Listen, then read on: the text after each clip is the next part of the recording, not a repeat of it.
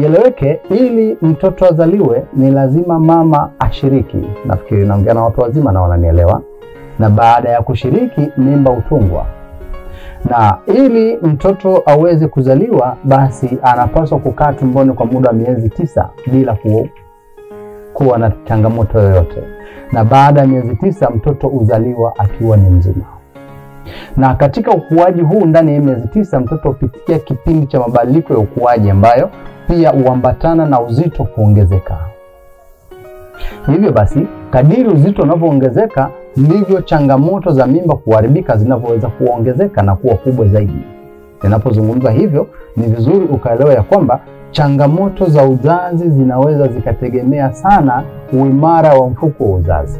Ninamaanisha ya kwamba kuna watu ambao vizazi vyao ni dhaifu, maana yake mfuko wake wa uzazi ni dhaifu. Sio kwamba ni tatizo ambalo